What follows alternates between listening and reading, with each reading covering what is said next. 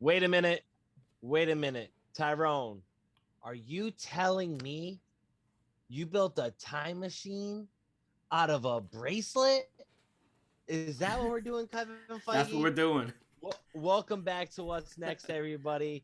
I'm here with the founder of the Circle Club, my man Tyrone, and we're covering season 1, episode 4 of Miss Marvel. Tyrone, Yes. how you doing today, man? Thanks for joining. Thank you. Yes, great stuff, man. This was one of the best episodes that they've had. I'm loving the pacing right now, but just in general, like a couple of things I want to mention, and we'll just dive straight into it, bro.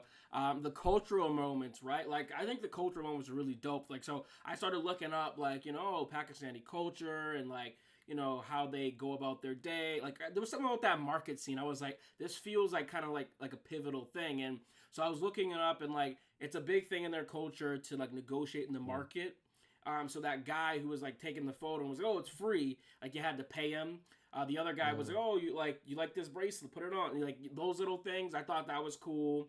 Mm-hmm. The auntie coming late, like it's a big thing in Pakistani and Indian culture to kind of go with the flow, right? Like it's not that they're super strict like we are about being on Mm-hmm. time. I thought Mm-hmm. Kamala sweating and everyone else not because she had the wrong attire on, and like Yeah. it would make sense too. Like you've been to the South where you're like, dang, like it's hot, and Mm-hmm. everyone else is just like, nah, this is normal for us, you know. Yeah. Um, Yeah. and that little moment too, where they're on the beach just eating the biryani out of the bag. Like I really like Mm-hmm. that too, and I think that's something like we talked about, right? Where it's like, you and I have both said like, we've praised Marvel for trying to do diversity, and we feel like the way they've been doing it Mm-hmm. with like Moonlight, and now with this, and a little bit with Captain America and Falcon. Just trying to show like New Orleans where like we've really enjoyed how they've given us like an invitation inside of the culture too, Mm-hmm. and there's a clear difference between her life in Pakistan versus her being a Pakistani American, and I just think that's like a really cool thing that they've done in this series. Yeah, I completely agree with you, right? Like I think they're doing a very good job of representation here. We talk about it all the time on our videos. Disney's ability to drive the diversity, try to relate to different people. Mm-hmm. But I really enjoy, like, speaking of the pacing, how they just rip right into it. Like it's no problem. They don't Yeah. care if you're gonna argue against it. They're just, yep, we're going right to Pakistan, even if it's a day Yep. later, right? Like Yep. cool, that's fine with me. Those are the type of like plot holes or little mini things that like Mm-hmm. some people nitpick, but I'm all about, right? Like Yeah. get right into it. I really enjoyed like the red dagger and almost Mm. like the the main red dagger, like the dad Yeah. helping her embrace her religious aspect into Yep. her costume. As you can see, like week after week, she's kind of like layering in what her costume is going to look like, and you see kind of that resemblance of what her costume is, Yeah. right? And I think he tells her like this is a part of our culture, right? Like this has been around for hundreds of years, right? And I think that's really important as you move forward with Miss Marvel Mm-hmm. and her coming full circle. Is she is that representative of the first Muslim superhero, right? Yeah. So Yeah. giving that justice is important there. Something I really like out of this show is a lot of the parallels though between Shang-Chi Mm. and this movie, right? I Yeah. think Shang-Chi, going speaking on the cultural aspect, Yep. really drove that point home with the at-home life, Yep. just in general how the parents raised them, where they're from Yep. versus where he ended up going, right? So you can see the difference in Shang-Chi and his Americanized self, Mm-hmm. right? Similar to Kamala, right? And it's interesting too how they both get like the singularity of an item or an equipped item that Yes. helps enhance them, right? So I think you can, and then when you take it even a step further, right? Like especially when you take this episode 4 into context, Mm-hmm. we're talking about different dimensions, right? And if you Yes. really think about the first mention of different dimensions, not different universes and all the other things we've talked about with Secret Wars, Loki, things like that, is Shang-Chi with Tao Lo, right? Yeah. And that being a different dimension. So Marvel's really starting, like as we talk about, dabble into a lot of things, but this is their second touch point into different dimensions within the world we live in, Yeah. right? So I think it's something that we really need to pay attention of. And I think these equipped items we're getting a little bit more of an understanding of where they're coming from now, because I think it's coming from the origin of these dimensions, right? So maybe that beacon in Shang-Chi is beaconing out to the original dimension that it was created in, right? Yes. Almost similar to the item that Kamala has with where it came from in the dimension with the clandestines. Right? Yes, and that's another great thing too. Like to your point, we've been getting is like quick, straight to the point, answering questions from like the prior week. That's been a big thing we've been talking about. So in this episode, they've explained that Nor is the energy source of the realm that Aisha's from. The Veil, the clandestines, and Kamala's power all use this Nor, right? And the theory or the antagonist of this story, and what we're trying to run away from, is the clandestines.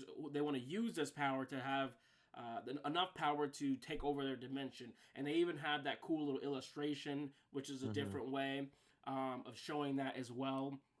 And I think that, to your point, like one of the big things you specifically, and I haven't seen anyone else on YouTube talk a lot about, is different ways that people can get their powers and abilities. And I think this is a really cool way to do that, because, and I haven't read the Miss Marvel comics, but I've heard that it's a bit different in the comics comparatively. And so, but I'm fine with that, because that will allow them to give other people powers who necessarily weren't born that way, who weren't super smart, who weren't born to a certain family. And you can also sort of pass that character on. Like, we're not thinking right now, but let's say in 10, 15 years, they want to pass the Miss Marvel character on. She may have a relative that could fit the bracelet. And I think that is going to be a big, big thing. And we're talking phase 8, 9, 10, where we're passing superheroes' legacies on to the next person. So that's a really interesting thing to me as well. I think to note to that too, right? We start thinking about how can Disney expand this universe and make it make sense given what they've laid in front of us, right? Like, and I think when you start adding in this different aspect that's definitely different from the comics, right? Like we think about the Terrigen Mist. You even think about just like the video game. I've referenced the video game with Miss Marvel a lot, right? And then being at like Avenger Con, and then the Terrigen Mist goes through, and then there's other people that get influenced by it, right? And that's the problem with a story like that, is now it's not just Kamala who's been created, it's everybody else in the scenario around them, right? And although that would be good to kind of add to like an Inhumans situation, right? Yes. I think this is a easier avenue to control while expanding that universe, in the sense of, hey, these people haven't been around. Why haven't they been around? Well, they're from a different dimension, right? Yeah. Boom. That explains that. Now, Kamala is almost like the representation of that Nor, like you talked about, avenue where they could bring in some of these other Inhumans, and maybe it's through a different dimension like that, right? They give themselves more flexibility in how they can add superheroes in, but also explain why they haven't been around. And I think that's important, given the fact that the best thing about Marvel is the interconnected story. And to kind of wrap my point up, and I think the great thing about the Shang-Chi connection is a lot of people are complaining, like, where is this going? Where is it going? And Kevin Feige sounded like, hey, pump the brakes. You're going to start to get your answers that you're looking for. And we've talked about how we've really kind of had enough puzzle pieces to put it together a little bit, right? Yeah. But I think what we're really starting to see now is you're doubling down on things that they've started to establish, right? They're doubling down on things in Loki, they're doubling down on things in Shang-Chi, right? So that should give you a sense of the direction that they're trying to go with this, because it's the consistency within that storyline, right? As we always talked about, we're building the foundation up, but we're starting to see those studs starting to go up now too. So our patience is starting to pay off. You just gotta pay attention to the details, and if you don't know the details, you already know where you need to be. You guys, that's why you guys subscribe to What's Next and the Circle Clubs, because we break down all these things here. So we're going to talk more about this bracelet and time travel. You can head over to my channel, over the Circle Club, where we start to theorize. But we're going to talk a little bit about it here as well. So as the episode's ending, we see that Kamala, something happens here where she's fighting and she sort of jumps into the past or a new dimension. I was not expecting that to happen at all. I don't know about you, man. I sort of thought Aisha might still be alive, or she's somewhere out there. What was your thoughts on this? Not so much like theories about where they are and stuff like that, but were you expecting something like this to happen with this bracelet? Well, I think the easiest thing to answer is where they are. I think it's pretty obvious, in my opinion, Yeah. given the circumstance of the situation. I think it's at the partition when all these trains are leaving. They Yep. kind of noted it. I think that it was the last train right there. Yep. So my first indication was, wait, maybe it was Kamala this whole time that helped her grandmother get on to that train, right? And that's the first thing that popped into my mind, right? Like maybe Aisha really isn't even like, she might be real, but like it wasn't really Aisha who was the one that saved Nani, right? Yeah. And I think maybe that's why there's this deep connection between Kamala and Nani that we don't realize. And I'm glad that you said that too, because one other point I wanted to mention was I really like how they made Nani sort of the guide for her, and and I was curious too, like your thoughts. Why it seems like Nani sort of knows about this Bengals history and the magic behind it, but they're keeping the mother separated for some reason. I'm not sure. Maybe she wanted to keep the mom separate from that life, but why is that? But there definitely is some connection between her and Nani, and she's sort of this guide. And I really like that she told her, you know, be young, be free. Everyone is figuring life out, and she's like, even me, still at this age, I still don't really figure out life, but you know, I have time. And I really like that as well, because it's almost that like Tony Stark moment to Spider-Man, or you know, Uncle Ben moment to Spider-Man, where it's like, with great powers comes great responsibilities. And I think we're gonna see now, after that big conversation she just had, a shift with Kamala's behavior and her focus, and kind of more embrace who she is. But I was curious what your thoughts were on some of those different topics. Yeah, I think it's important, to your point, to have that kind of that person that pushes you, just gives you that push during your uncertainty. I think we all have those moments when you're doing something new. That's usually the biggest problem for a lot of people. They try something new, they hit that first wall, and they panic, right? Yep. And they don't think that they can do it. And a lot of times, a majority of people back out, right? Yep. They're too scared of the moment, they're too scared of the risk, whatever it might be specific to them, right? And a lot of times with these superheroes that we see is they have that guiding force, or that little push that gives them that certainty that, hey, like, it's okay, like what you're doing, like it ends up relating to their scenario, right? Like with Peter Parker, it's like, do I take on do it, like, do I even bother getting involved, right? And like Uncle Ben is doubling down on the fact that, like, you are given a specific, when you're given some type of power, there's responsibility behind that power, and you need to own it, right? Yeah. And that's that assurance for Peter that, like, the reason why he does these things is because if somebody else had these powers too, they should be doing the same thing, right? Like, you are the person to get it. And I think for Kamala, her thing has always been, right, like, I want to be a superhero, right? Yeah. And I think this is something that also to be mentioned. I forget verbatim what it was, but there was the inscription on the bracelet, right? Yeah. And it was something along the lines of, everything you've ever wanted has always been wanting you, or something like that, right? I forget what it was. I'll look it up.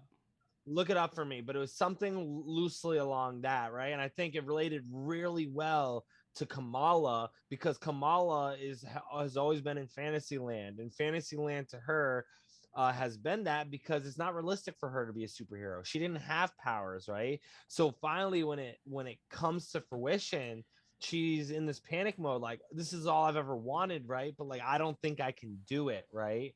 And she gets that push that I think is going to give her that certainty that, like, no, I can do this. And we're starting to see, like, again, back to the pacing, like, she's using these powers pretty naturally, right? Like, they're naturally coming out, they're naturally she's getting just better. happening. Yeah, she's getting really good, and you can tell, like, she's really about it. And I think Nani's little push, and I think the truth behind some of the scenario that she's in, gives her that assurance of what she probably needs to do. And I think that whole band thing and the description of it, if I am correct, given what I've been talking about, it says, tell me what it is. What you seek seeks you. Exactly, right? So Kamala's always been seeking this lifestyle. It's finally seeked her. Yeah. And I think a part of that probably plays into that conspiracy that I say of, maybe Kamala is the one who saved her grandmother, right? Yes. Because it just seems like it's built into destiny right now, right? And who knows, right? Like Aisha could just be like an older version Yeah. of Kamal. Like we have no idea at this Yeah, point, and right? that's where it gets Um, really weird about these different dimensions. You're time traveling, you're going back, and like I think a lot of us have this Back to the Future idea of where it's like, all right, you go back and change the past, that means it affects the future. But there's some instances, like we've seen in Loki, where it's like it doesn't matter if you go in the past. What happens is going to happen regardless. So mm, I think her going back, like she could be Aisha there, or maybe she doesn't want to maybe she goes back in the past, and we'll get more into this over in the Circle Club. But the idea really is that she could go back in the past, save her grandmother or whoever, and it doesn't affect the present because that's the path that she was supposed to take, right? yeah, totally. I think the other thing I could think the complete opposite, right? There's two bands. They've Yeah. talked about it. There's two Yep. bands, Yep. right? So maybe Kamala has that one band, and now through going in the past, she meets Aisha and she's given the second band somehow, right? Mm. And now Miss Marvel is really at her full power Yeah. through having both the Now bands. she's So OD. I think that's something not to forget though, right? Like I think that's a detail that they clearly dropped in there and it was Over and very over. quick, but there's two bands, there are two Bengals, right? Yeah. So I think there's somebody out there with it. We think it's Aisha, but I don't think it's a coincidence that Mm-hmm. Miss Marvel doesn't have it, and she's probably going to face some type of adversity with that second band, most likely. All right, so that's going to do it for this What's Next video. Comment below what you thought about episode 4. Corey, let them know where they can find our theory video. Yeah, they can find our theory video also on the Circle Club. We're about to rip it right after this. We got a bunch of good ones for you guys, so stay tuned for that to pop up. Make sure to follow my man on his socials, follow me on my socials, and we're going to continue to come at you with all the Marvel content we got. So stay tuned for what's next. And make sure you guys subscribe.